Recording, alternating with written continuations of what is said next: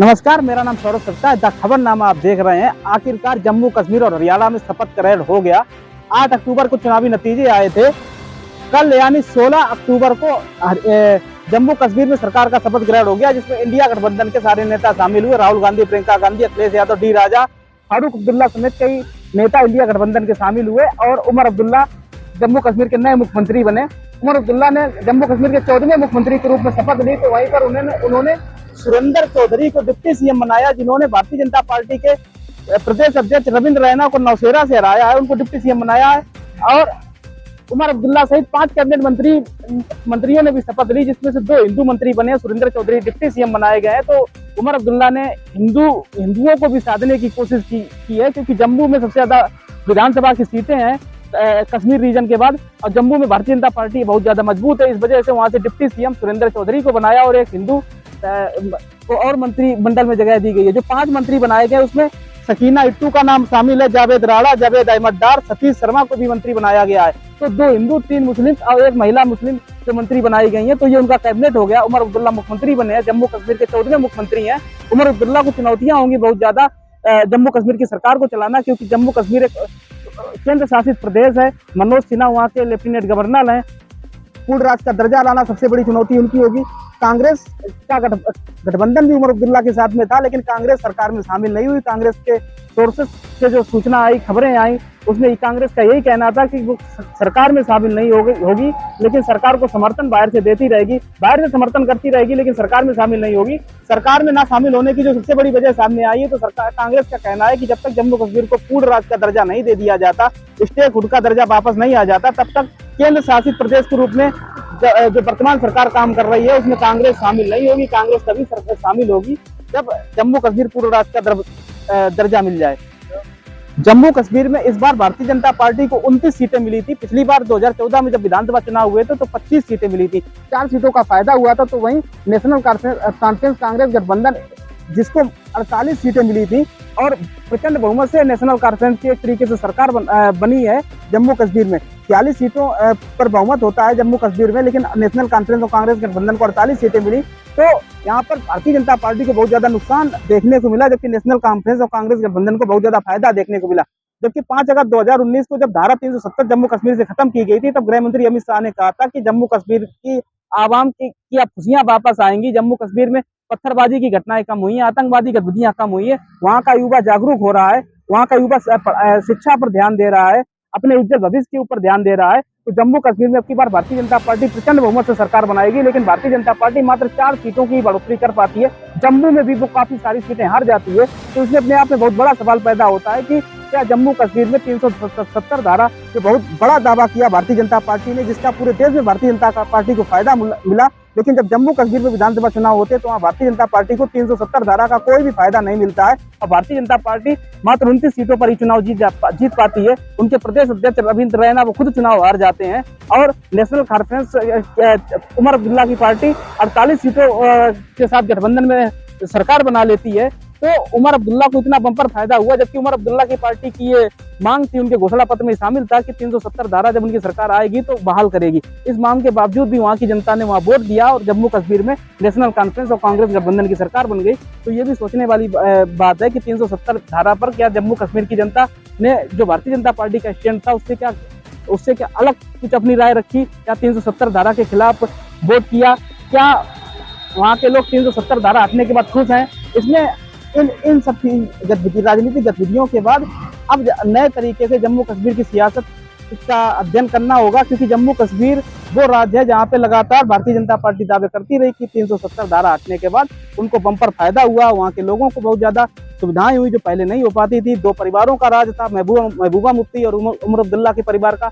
अब भारतीय जनता पार्टी ने वहाँ युवाओं के लिए बेहतर काम किए हैं, युवा शिक्षा की ओर ध्यान दे रहे हैं, वहाँ नौकरियां आ रही हैं, रोजगार के अवसर पैदा हो रहे हैं, लेकिन उसके बावजूद वहां पर नेशनल कॉन्फ्रेंस की सरकार बन जाती है और भारतीय जनता पार्टी विपक्ष में बैठ जाती है। इसी के साथ कल हरियाणा में भी सरकार का गठन हो गया और नायब सिंह सैनी हरियाणा के 20वें मुख्यमंत्री के रूप में आज उन्होंने शपथ ली। नायब सिंह सैनी के साथ में अनिल विज भी मंत्री बने, जो आमला कैंट की सीट से विधायक बने हैं। आमला कैंट वो सीट है जहां पर कांग्रेस ने अपनी प्रत्याशी चित्रा सरावर को टिकट नहीं दिया था। चित्रा सरावर निर्दलीय चुनावी मैदान में आ गई थी। तो वहां के जब नतीजे आए तो नायब सिंह सैनी चुनाव जीते चित्रा सरावर दूसरे नंबर पर रही और तीसरे नंबर पर कांग्रेस पार्टी चली गई। तो कांग्रेस के भीतर घात की वजह से अनिल विज चुनाव जीत गए। अनिल विज लगातार कहते रहे हैं कि बीजेपी में हरियाणा में सबसे वरिष्ठ नेता वो है, तो मुख्यमंत्री उनको बनना चाहिए।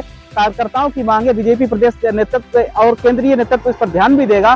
चुनाव में वो लगातार इस तरीके की बातें कहते रहे। लेकिन जब हरियाणा के लिए जब पर्यवेक्षक की नियुक्ति हुई तो अमित शाह को पर्यवेक्षक बनाकर हरियाणा भेजा गया। डॉक्टर मोहन यादव जो मध्य प्रदेश के मुख्यमंत्री हैं उनको भी पर्यवेक्षक बनाकर हरियाणा भेजा गया। तभी से तय हो गया था कि हरियाणा में गुटबाजी की वजह से अमित शाह खुद जा रहे हैं हरियाणा में और वहाँ के विधायक दल के नेता के रूप में नायब सिंह सैनी का चयन करेंगे, क्योंकि वहाँ पे इतनी ज्यादा गतिरोध था राजनीतिक। वहाँ पर नायब सिंह सैनी के खिलाफ लोग मुखर हो रहे थे कि नायब सिंह सैनी को मुख्यमंत्री नहीं बनना चाहिए। काफी लोग हैं इस कतार में, क्योंकि नायब सिंह सैनी काफी ज्यादा यंग थे, उनको इतना बड़ा मौका दूसरी बार मिल रहा था, तो काफी लोग नहीं चाहते थे कि नायब सिंह सैनी दोबारा मुख्यमंत्री बने। तो अनिल विज भी कोशिश कर रहे थे वो मुख्यमंत्री बने। लेकिन अमित शाह जब वहाँ पे पहुंचते हैं, अमित शाह सारे नेताओं को समझाते हैं। वो कहते हैं कि नायब सिंह सैनी के नेतृत्व में इस चुनाव में हरियाणा में भारतीय जनता पार्टी को जीत मिली है, तो नायब सिंह सैनी को ही मुख्यमंत्री बनना चाहिए।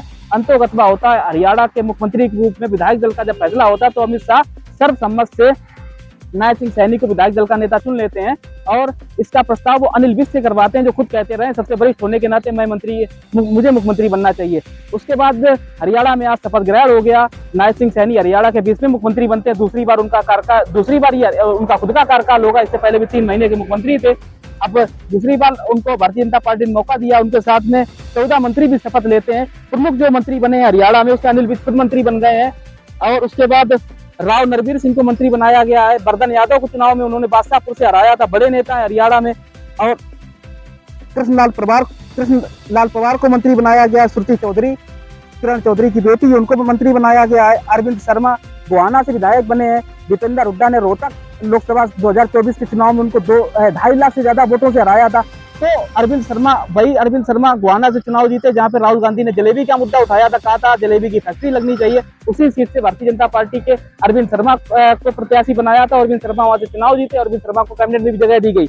आरती राव को जगह दी गई। आरती राव चौधरी इंद्रजीत सिंह की बेटी है। इंद्रजीत सिंह वही है जो अब लगातार दावे कर रहे थे कि दक्षिणी हरियाणा से जहां से भारतीय जनता पार्टी को 10 में से 9 विधायक उनके जीत कर आए, वहीं से उनकी सरकार बनी, तो उनको मुख्यमंत्री बनना चाहिए। केंद्रीय कैबिनेट में इंद्रजीत सिंह मंत्री हैं नरेंद्र मोदी की सरकार में। तो इंद्रजीत सिंह की बेटी को भी कैबिनेट में जगह दी गई, लेकिन इंद्रजीत सिंह को मुख्यमंत्री नहीं बनाया गया। इंद्रजीत सिंह की महत्वाकांक्षा थी कि उनको मुख्यमंत्री बनना चाहिए। वो खुद कहते रहे लगातार कि इतना बूढ़ा हो गया हूँ, सबसे ज्यादा वरिष्ठ हूँ मैं पार्टी में, तो मुझे क्यों नहीं मुख्यमंत्री बनाया जाएगा।